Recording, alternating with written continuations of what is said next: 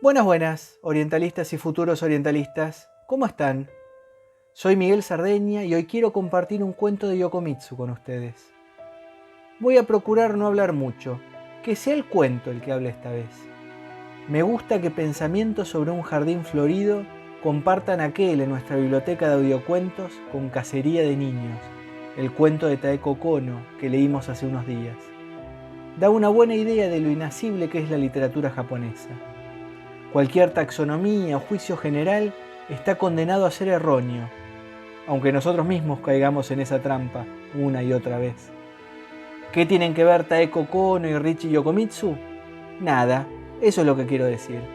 Y sin embargo, ambos son justos exponentes de la categoría literatura japonesa. El canal pretende mostrar ese abanico enorme y perfecto de 1000 matices. Me hicieron notar que quizás Taeko Kono fue demasiado fuerte para el contenido habitual del canal. Taeko Kono es cruda, escandaliza, asusta, incomoda. Vamos a ver qué pasa ahora con Yokomitsu. ¿Qué les pasa a ustedes?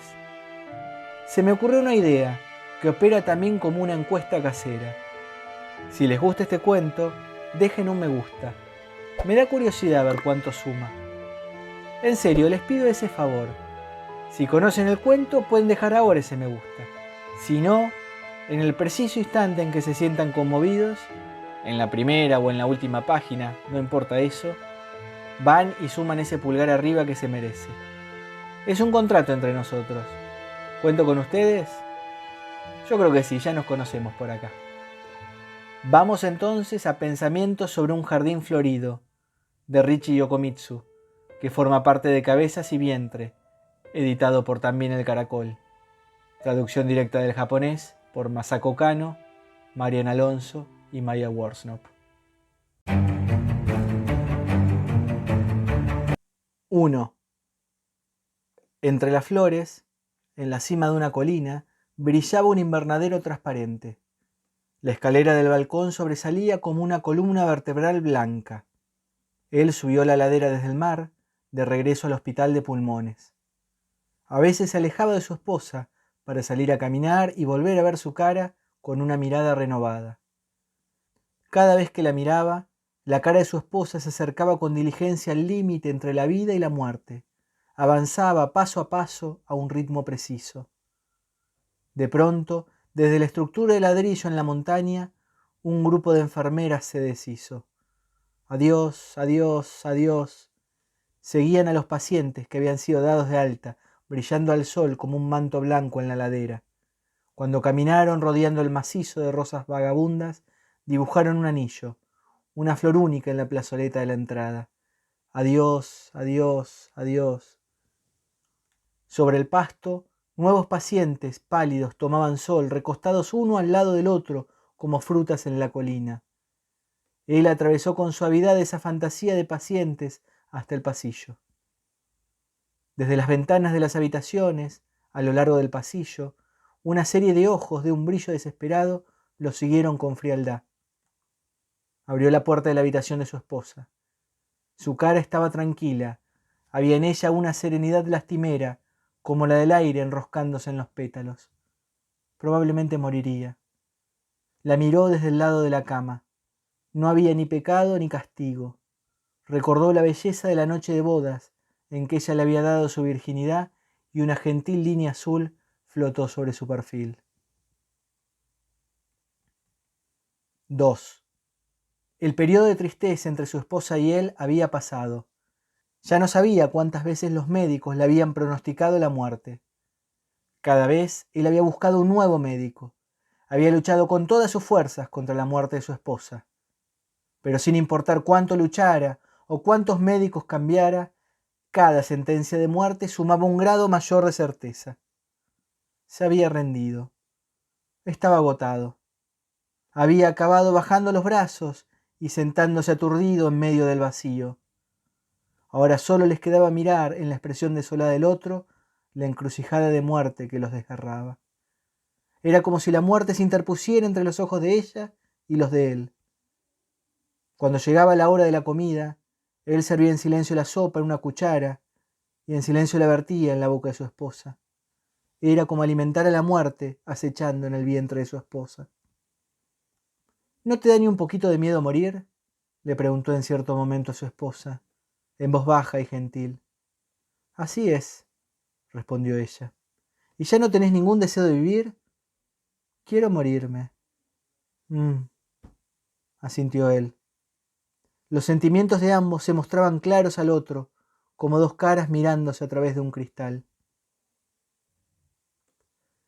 3. Ahora, su mujer era apenas un pequeño monstruo que se movía entre la vida y la muerte. Aquella esposa que lo había amado con intensa pasión había desaparecido frente a sus ojos sin que él se diera cuenta. Y él, el hombre que había amado a su esposa con intensa pasión, era apenas una máquina de emociones desgastadas. En realidad, por todo el dolor que habían recibido uno del otro, ya no podían ser considerados una pareja, ni seres humanos siquiera. El espacio entre los ojos de él y los de ella no era más que aire, expandiéndose y contrayéndose suavemente. En ese aire entre los dos, el sol brillaba al levantarse y se volvió oscuro al ponerse, hasta que llegara la muerte para apoderarse de los ojos de ella. Para ambos, el tiempo ya no se estiraba ni se contraía por los efectos del amor. Lo único que se presentaba abiertamente era el cambio en los rayos del sol, iluminando o oscureciendo ese espacio entre los ojos de ambos. Era un vacío de inexistencia tranquila. Empezaba a ver la cara de su esposa en reposo, con los medicamentos y el cuenco de hacia un lado, como una naturaleza muerta, admirable. Para embellecer el espacio entre ellos, para devolverle su antiguo amor vital, juntó margaritas y amapolas del macizo de flores.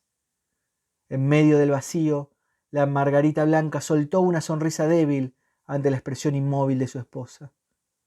Cuando las amapolas se balancearon rojas con la brisa en el jarrón, ella las miró y se le escapó un suspiro. De la calma naturaleza muerta que formaban los frascos acomodados, la cama, las paredes, su perfil y las flores en esa habitación cuadrada, se filtraba un suspiro débil de placer. Para poder escuchar la belleza oculta en ese suspiro, recogió todas las flores que pudo del exterior y las llevó a la habitación. Las rosas temblaban cada mañana cuando las regaba. Hortensias, rodgersias, rosas vagabundas, peonias, crisantemos y lirios cana florecían constantemente en las tres paredes. La habitación se veía como una florería maravillosa. Cuando encendía las velas cada noche y observaba la cara dormida de su esposa, se preguntaba si esa noche la muerte se presentaría secretamente como cliente de esa florería pálida.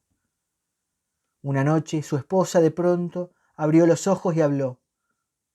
Querido, serás feliz cuando muera, ¿no? Él se quedó mirando en silencio la cara de su esposa. Después volvió a su cama y apagó con melancolía las velas. 4.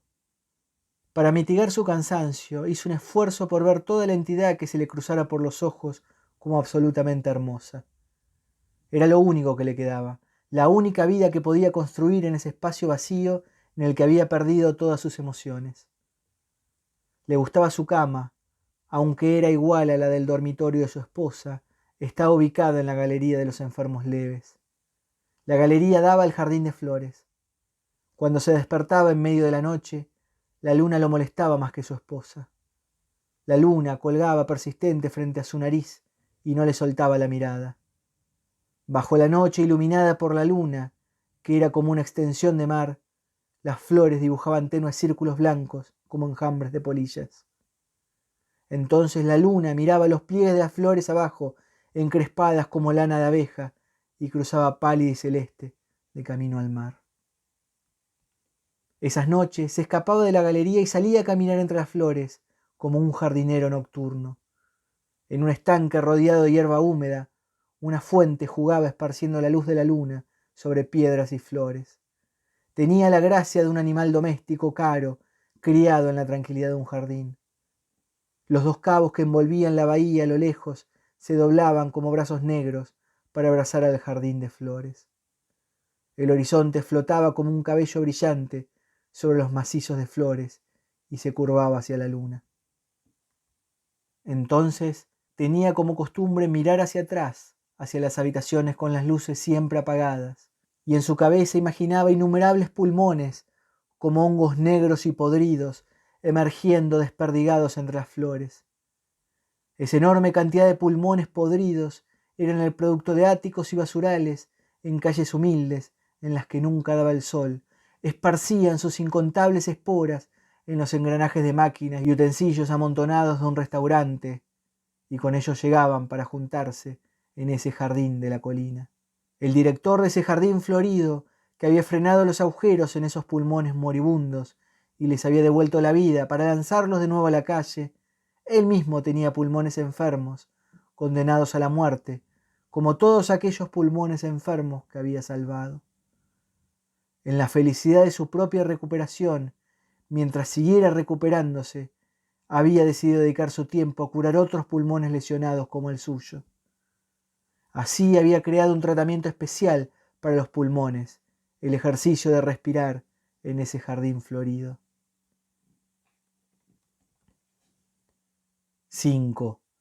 En el jardín de flores eran imprescindibles el aire fresco, la luz del sol, el amor, comida abundante y un buen descanso por la noche. Aunque no fuera de noche ni estuviera nublado, el único objeto que proyectaba una sombra era el techo del pabellón. En cuanto a la comida, con el tiempo, los ricos sabores del mar y la montaña hacían crecer el apetito con colores espléndidos. El aire se elevaba desde las 3 tonalidades de pigmento verde del mar, la montaña y el cielo despejado. El único sonido era el del silencio que lastima los oídos, sobre el que a veces se elevaban apenas un minué desde la sala de entretenimiento, la tos de un paciente o el murmullo de la fuente en el cantero de flores. ¿Y qué era del amor? El amor fluía como el viento de mayo en los guardapolvos impecables de las enfermeras seleccionadas de las mejores clínicas de la ciudad. Pero el amor es tramposo. Si al contemplar el cielo, el mar y las flores de ese jardín te alcanza la brisa refrescante de mayo, nace como una ley de la física el fruto del deseo. Sin embargo, el deseo sexual es veneno en un jardín así. Si el deseo florece con las flores, llegará el momento de que se marchite como una flor, porque la función de ese cielo brillante y de las flores en esa colina, a diferencia del amor de las calles, es la de tranquilizar el espíritu de los enfermos. Si una flor de pasión florece entre ellos, pronto el brillo de las flores y del cielo que la rodean se verá nublado por tonos ajenos. Sin embargo, en semejante bella atmósfera de cielo y flores, habría que ser una piedra para no sentir deseo ante el alboroto alegre de mujeres hermosas. Por eso, las enfermeras de blanco, al medir el pulso de los pacientes, además de un pulso diestro, necesitaban controlar su sonrisa y su mirada con las habilidades de una gran actriz. Aún así, todas ellas tenían un par de senos grandes. Cuando las luces del pabellón se apagaban y llegaba la hora de ir a dormir, ellas se sacaban sus formales guardapolvos blancos y el maquillaje, se ataban un obi colorido alrededor de la cintura, y sin uno darse cuenta, se volvían jovencitas en ropa de cama. Sin embargo, guardaban un silencio lánguido, producto del cansancio y del sueño. Era como si esas jovencitas, destruidas por el amor, soportaran su angustia en silencio, sin prestar atención a otras personas. Alguna se arrodillaba para orar su plegaria del día, alguna otra escribía cartas, otra se perdía en sus pensamientos, y, a veces, alguna se vestía bien y se quedaba parada en medio del pasillo oscuro, con la cabeza en otra parte. Quizás no tenían ocasión para usar su bella ropa preferida en otro momento que no fuera la hora de dormir. Una vez bien entrada la noche, descubrieron a una de ellas colándose en la habitación de su amante en el hospital. Al día siguiente la despidieron. Cuando se fue, un grupo de enfermeras la rodeó en el pasillo para despedirse de ella, aunque con la cara sonrojada por la vergüenza, salió caminando con orgullo, como si quisiera ofrecer un ejemplo de rebelión contra una vida llena de abuso y mala comida. El placer de ignorar los buenos modales al irse era su forma de vengarse contra los pacientes y el hospital que la habían atormentado durante tanto tiempo y se veía reflejado en la postura relajada de sus hombros. 6. Cuando se acercó la temporada de lluvia, las preocupaciones en este jardín de flores ya no se limitaron a los asuntos del hospital. En el pueblo costero, al pie de la montaña, había una gran área pesquera que daba sustento a todo el pueblo. Con ese hospital encima del pueblo, más que crecer las ventas de pescado, lo más probable era que se redujeran. El pueblo se dividía en dos grupos y se debatía entre uno y otro. ¿Qué era mejor?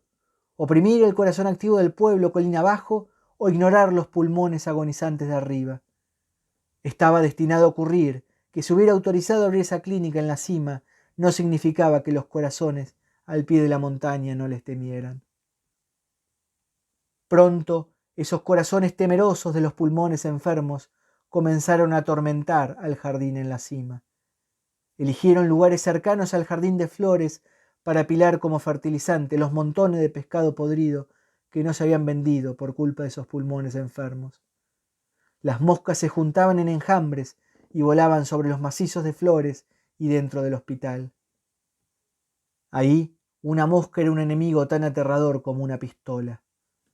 Colocaron mallas de alambre en ventanas y aberturas. El ruido de un martillo perturbó el descanso de los pacientes durante 3 días. Un día de agitación destruía medio mes de descanso. Las curvas febriles de los pacientes se volvieron locas. La batalla entre pulmones y corazones continuó. Al saber que el ataque había sido sofocado colocando mallas de alambre, los corazones se encendieron paja a barlovento para que el humo avanzara en una manga de viento hacia los pulmones. El humo sigue al viento, no a la moral. Las flores en los canteros se nublaron durante todo el día. El humo dispersó a las moscas de los macizos de flores y con una fuerza varias veces más potente atacó directamente a los pulmones enfermos. Los pacientes empezaron a toser. Toser una sola vez ya malograba su descanso de todo el día. Sellaron el hospital por fuera de las mallas de alambre con puertas de vidrio. En las habitaciones se acumuló dióxido de carbono. Las curvas febriles se vieron otra vez alteradas. Los pacientes empezaron a perder el apetito. Todos se limitaban a mirar ausentes el cielo desde adentro de los vidrios. Así es como su mujer, en los últimos momentos de su vida, había sido amada por las personas del jardín de flores y atormentada por las del mercado pesquero de abajo. Sin embargo, para defender su victoria de ocupar un lugar privilegiado en la cima de la montaña, el jardín de flores debía aguantar en silencio. La tos de su mujer empeoraba cada día. 7. Un día, el director adjunto lo convocó en secreto en un cuarto separado. Lo siento, pero es posible que su esposa...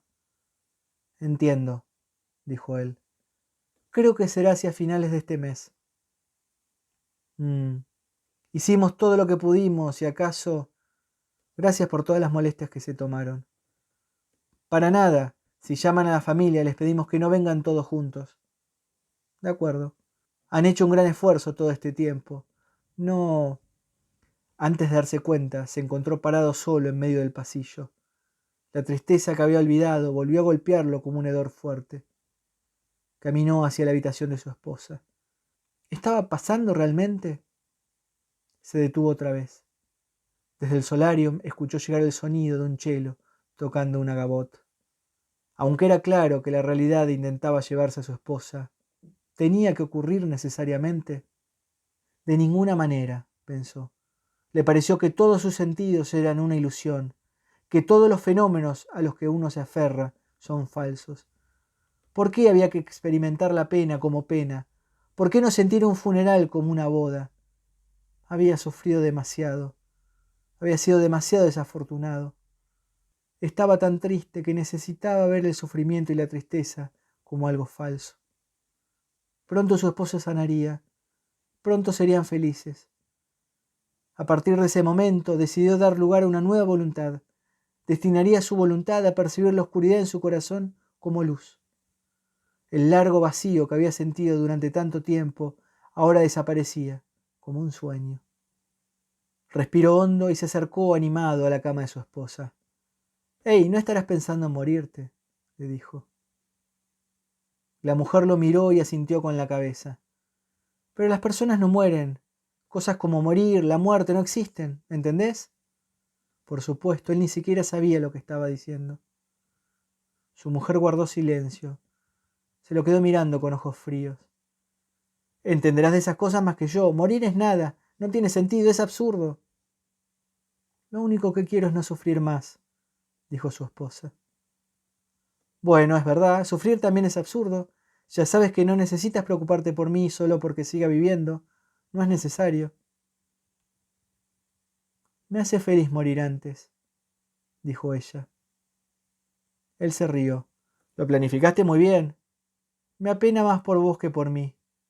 Así son las cosas, me veo como un tonto. En realidad no tiene sentido que los hombres sigan viviendo, como yo, que pierdo el tiempo con tal de vivir. ¿Tiene sentido? Está bien que mueras. Sí, la mujer asintió con la cabeza. Incluso yo moriré pronto.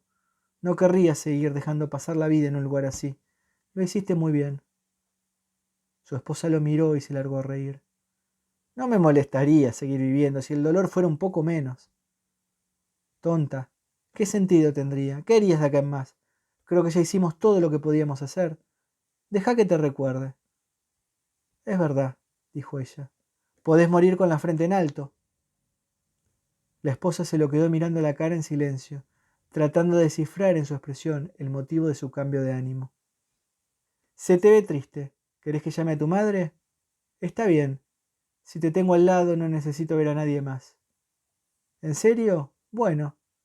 Enseguida escribió una carta a la madre de su esposa diciéndole que fuera. 8. Al día siguiente, la cara de su esposa adquirió la frescura de un durazno blanco. Ella miraba con insistencia los lirios en la ladera que llenaba la ventana. Él puso flores nuevas en todas las paredes de la habitación de parte de su madre. Flores de lirio y de ciclamen, heliotropos y rodgercias, cinerarias y jacintos, rosas vagabundas y margaritas y amapolas silvestres. ¿Por qué tu cara se volvió de pronto tan hermosa? Te ves como una jovencita de 16 años. Casi no probás ni una cuchara de sopa, pero te ves como si te hubieras comido 15 o 16 pollos. Sos un misterio. Parece que comes en secreto, sin que yo me entere. Por favor, saca esos lirios de la habitación, pidió su esposa. El perfume de los lirios tapaba el de las otras flores. Ya veo, esta flor es heroica. Tomó los lirios y los sacó de la habitación, pero a la hora de tirarlos, su vivacidad húmeda y el color intenso de su polen no le permitieron pensar en un lugar adecuado para hacerlo. Dio vueltas por el pasillo, con el ramo de lirios colgando de la mano, como cuando se toma un gatito del cuero del lomo, y miró dentro de la sala vacía de enfermeras. El cuarto, de aire enviciado, era como un ataúd encerrado entre paredes y desperdigados había obis y mechones de pelo falso. Pronto las enfermeras regresarían y se tirarían cansadas. Como si así pudiera espolvorear una noble ilusión campestre, apoyó con suavidad el ramo a modo de bolsa perfumada y regresó a la habitación. 9. Un día alguien se puso a quemar paja en la cima de la montaña. Cuando tuvo tiempo, dejó la habitación del hospital y se dirigió a los campos donde habían prendido fuego. Entre los pastizales verdes, un joven que afilaba una hoz lo miró. ¿Cuánto tiempo mantendrán el fuego ardiendo?, preguntó él. Eso es todo lo que queda, dijo el joven señalando la paja encendida con la hoz. ¿Necesitan quemarla? El joven cortó en silencio un manojo de hierba verde con su cuchilla. A mi mujer la está matando este humo. Si no es necesario quemar, les pido que apaguen el fuego. Sin esperar respuesta del joven, descendió la montaña hasta la zona pesquera. En el caladero plano, muslos fuertes y bronceados se alineaban como un bosque. Estaban sacando bonitos y luego volvían a meterse al mar salpicando espuma. En la playa, los niños atrapaban medusas temblorosas y se las lanzaban unos a otros. De los botes llegaban rufos, muslos, atunes y bonitos que brillaban en el color del mar. De pronto, la zona pesquera resplandeció como un atardecer fuera de tiempo. Los muslos peludos se contorsionaban a izquierda y derecha entre las olas de peces. Extendidos sobre esos muslos, los besugos se resignaban como mujeres sonrosadas. Los atunes habían sido tranquilamente alineados como balas de cañón reservadas para algún plan. A veces el bosque erecto de muslos vacilaba y entonces el sol brillaba a través de ellos y centelleaba sobre la cresta de las olas de peces como el corte de un cuchillo. Entre los peces miró hacia la cima de la montaña.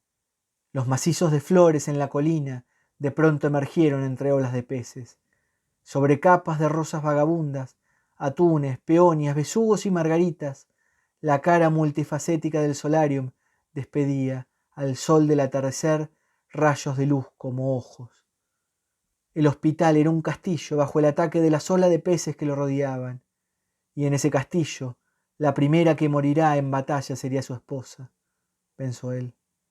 Los peces que tenía enfrente eran para él una mirilla de enemigos valientes que con humo aceleraban la muerte de su esposa. Al mismo tiempo, para ella, los peces eran un médico piadoso que intentaba cortar su tiempo de sufrimiento. De pronto, los aburridos atunes, alineados como balas de cañón, adquirieron un nuevo sentido insignificante. Ya no pudo verlos más que como un silencio negro y más negro. 10. A partir de ese día, se preguntó si lo que realmente afligía a su mujer eran los peces de ese caladero o las flores del jardín. Porque mientras estuviera en el jardín de flores, sus días de dolor se prolongarían más que con el humo vomitado por los peces. Durante las rondas nocturnas, la esposa se miró los pies y le preguntó al médico: «Doctor, ¿por qué tengo tan hinchados los pies?» «No es nada, no te preocupes, eso no es nada», le dijo el médico. Se le empezaban a llenar los pies de líquido. Ya era el fin, pensó él. Cuando el médico se fue, apagó la luz y encendió el candelero. «Bueno, ¿de qué querés que hablemos?» Miró la sombra de su mujer balancearse a la luz de las velas sobre las flores de heliotropo. Entonces recordó el día en que la vio por primera vez y ella le dedicó una sonrisa amable, exclusivamente a él. Le corrieron las lágrimas. Se inclinó sobre su esposa y le besó la frente con aroma a flores. ¿Te acordás cuando me visitabas en secreto todas las noches y nos sentábamos en esa habitación sucia de arriba? Siempre me encontraba sentado entre papeles rotos. Ella asintió en silencio. Fueron los tiempos más felices, cuando subías la escalera hasta aquel agujero oscuro, tu cabeza de coletas brillantes se aparecía como un carro de flores. Toda la depresión desaparecía y mi ánimo se volvía alegre.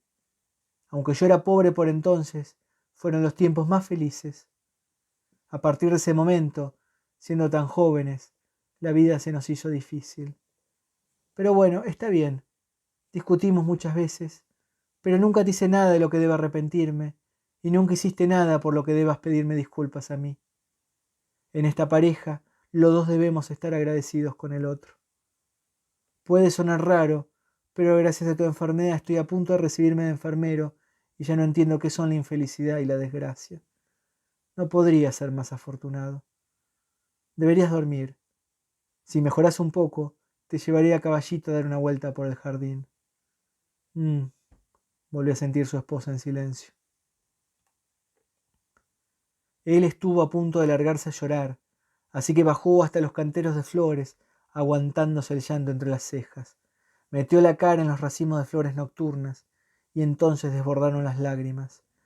Lloró y olió las flores frías, una tras otra, como un insecto, y mientras las olía, oró intensamente entre las flores.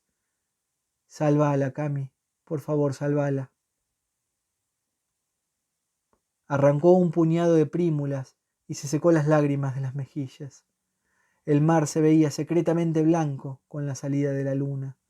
Un cuervo dibujó una curva extraña y se alejó volando como una sombra afilada sobre el macizo de flores. Como la tristeza misma, él dio varias vueltas a la fuente tranquila hasta que se calmó. 11. Temprano a la mañana siguiente los visitó la madre de su esposa. Se puso a llorar en cuanto vio la cara de su hija. «¿Qué te pasó? Estás muy delgada. Pensé que podría venir antes, pero tenía muchos asuntos que atender». Su esposa, con su habitual expresión indiferente, se limitó a observar el escándalo que montaba. «¿Te duele?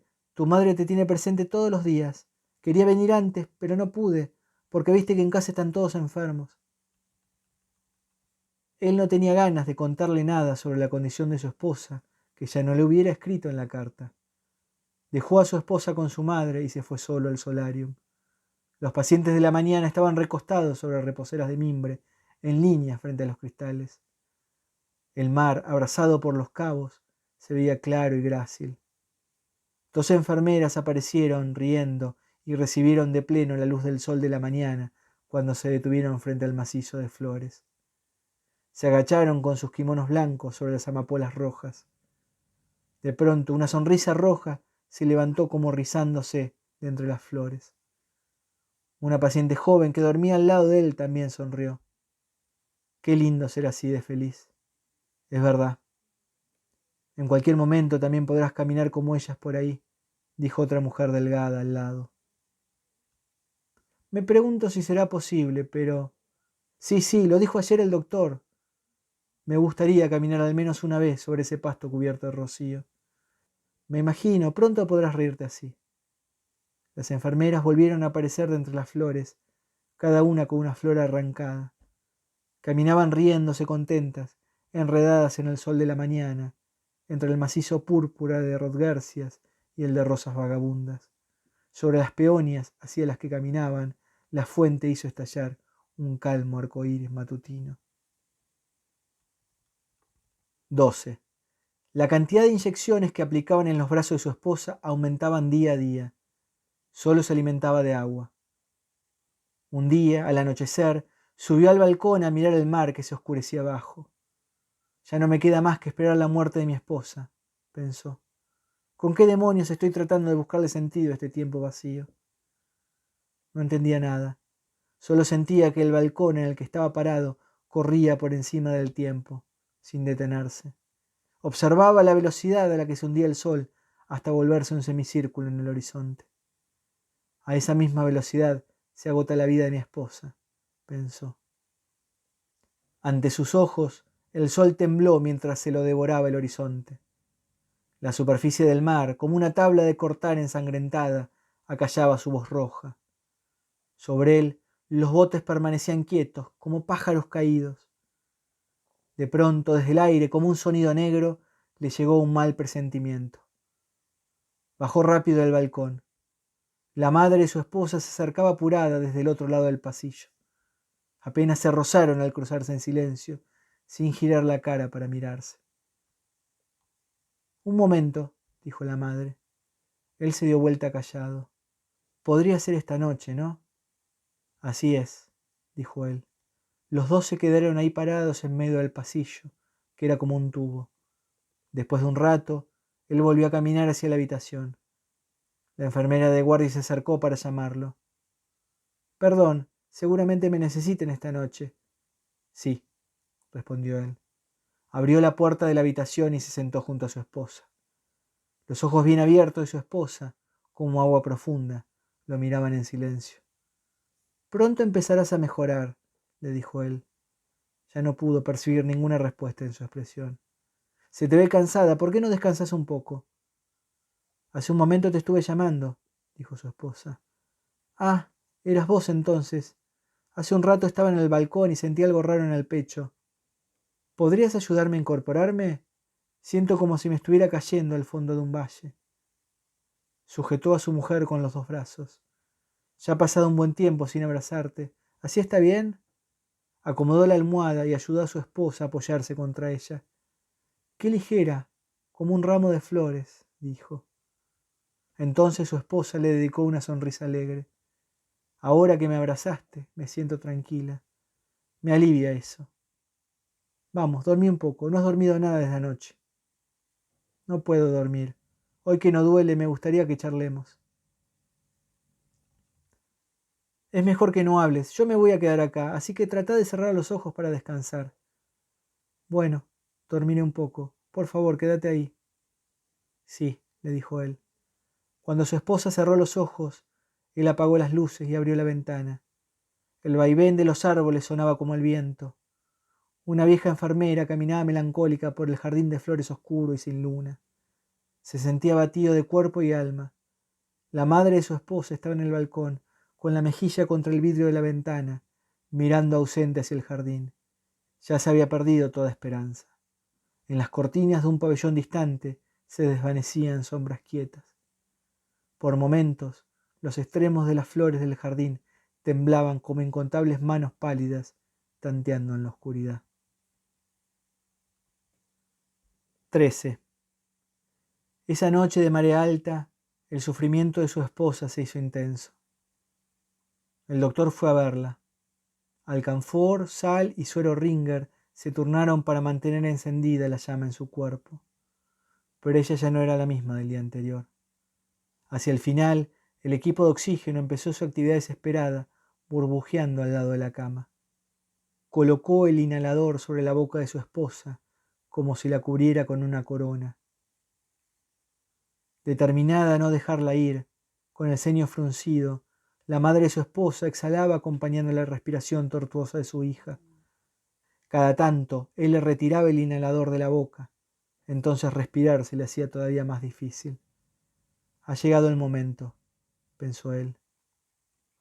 Si el inhalador de oxígeno fuera capaz de detener su sufrimiento, él estaba dispuesto a sujetarlo sobre su boca durante una eternidad. Pero la única utilidad del oxígeno era prolongar su sufrimiento. Por primera vez sintió que los peces del caladero que se empecinaban en acortarle la vida habían sido mejores con ella que los médicos que intentaban prolongársela con medicación. Sin embargo, el doctor confiaba en su medicina y ya hablaba impávido de aplicarle otra inyección, solo para que siguiera sobreviviendo. No, no. Su esposa se le adelantó para interrumpir al médico. Bueno, tranquila, no le pondremos la inyección. Es que ya es inútil, querido, le dijo a él. No, todavía te puedes recuperar. Me duele. Pronto te sentirás mejor, todo va a estar bien. ¿Por qué no me dejan morir? No digas esas cosas. Duele tanto. ¿Quieren que siga sufriendo? A él no le gustó el modo en que ella pedía morir. Aguanta un poquito más, pronto ya no sentirás dolor. Ah, tu cara, no puedo verla, dijo ella. Él se sentía cegado por una tormenta. Ella paseó la vista por la habitación y estiró la mano buscándolo. Él se apresuró a tomarla, inundó esa mano con el amor intenso que le tenía. Ánimo, estoy acá. Sí, respondió ella. Ella le agarró las manos con toda la fuerza que le quedaba. Querido, me estoy muriendo, le dijo. ¿No podés esperarme un poquito más? Le preguntó él. Estoy sufriendo, perdón por morir antes. En lugar de responder, él se largó a llorar. Querido, por todo este tiempo tan largo, de verdad, lo siento. Perdón, perdón. Yo también, te estoy tan agradecido por todo este tiempo. Lo siento, respondió él. Ella estiró la barbilla y asintió con firmeza. Nadie ha sido más feliz que yo. Ahora estarás solo. Cuando muera, no habrá nadie que te cuide. Al lado de las margaritas marchitas, su madre empezó a llorar a los gritos. Kichan, Kichan. Lo siento, mamá. Perdóname, saluda a mi hermano, de mi parte, y a todos. Oh, no te preocupes, pronto vendrán todos. Me pregunto si tendré que esperarlos. Duele tanto. Llegarán pronto, acabo de llamarlos por teléfono, no tardarán en llegar. Quiero morirme, ya. Duele tanto. Bueno, quédate tranquila, no hay de qué preocuparse, le dijo él. Su esposa asintió y miró alrededor con los ojos bien abiertos. Un cuervo empezó a graznar en el jardín con la misma voz sollozante de él y de la madre. Su esposa dejó escapar una sonrisa que fue como una caricia amable y murmuró: Impaciente, ese cuervo ya está graznando. Él se quedó admirado ante la grandeza de su espíritu. Ya no lloró más. Adiós, dijo su esposa después de un rato. Sí, adiós, respondió él. Kichan, Kichan, llamó su madre. Pero ella ya no respondió. Su respiración se volvió una larga exhalación. Junto con el movimiento de su barbilla que caía de a poco, la mano que lo sujetaba se puso rígida como un árbol en su palma y después se aflojó. Y entonces la muerte asomó en la cara de ella como un amanecer resplandeciente. Ya está. Se quedó un momento maravillado ante la belleza de esa muerte que se le había aparecido. Se levantó de golpe, aturdido, y bajó balanceándose como una hoja de papel hasta el jardín de flores. Por favor, necesito que me cuenten abajo qué opinan de este cuento. ¿Qué opinan de Yokomitsu? Si me piden ahora que haga un listado con mis 10 cuentos japoneses preferidos, Pensamientos sobre un jardín florido, sé que está. No, 10 es mucho. No tiene gracia. Por supuesto que está entre los 10. Yo creo que este cuento está en mi top 5, o en el top 3. Sí, entre mis 3 preferidos.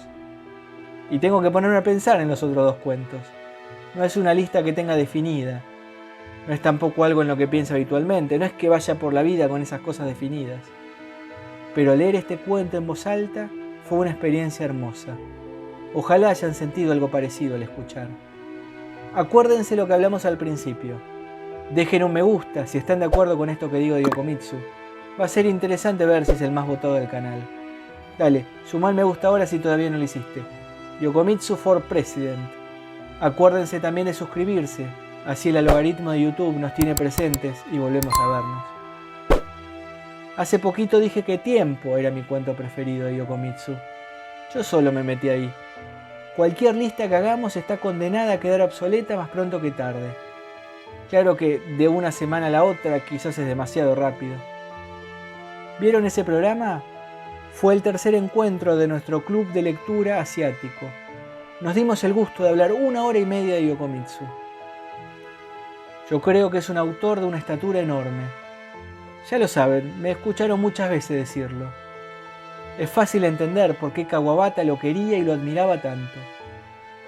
No cuesta entender el lugar de privilegio que ocupó en su tiempo. Sabemos que estamos en presencia de un dios de la literatura cuando sus palabras nos atraviesan y nos cambian la vida. Me gustaría saber si hay alguien llorando. ¿Alguno de ustedes se conmovió hasta las lágrimas? ¿Quién es el primero que se anima a decirlo? En alguna próxima ocasión leemos Una mosca, un cuento totalmente diferente. Va a ser interesante el contraste. Salieron votados los dos en la encuesta que hicimos en la página, así que la intención es honrar ese resultado. Queda hecha la promesa. Quizá si llegan tarde a este video, Una mosca ya esté grabado y pueden ir derecho para allá. En ese caso debería aparecerles a mano, a un clic. Nada más por hoy. Terminamos más arriba, por suerte. Creo que recuperamos el aire en estos minutos finales, que llenamos el tiempo de palabras. Hubiera sido terrible que con el punto final de Yokomitsu siguiera un fundido negro, y silencio, y desamparo. La seguimos, orientalistas y futuros orientalistas. Gracias por tanto, Yokomitsu, amigo. Uf, qué difícil, ¿eh?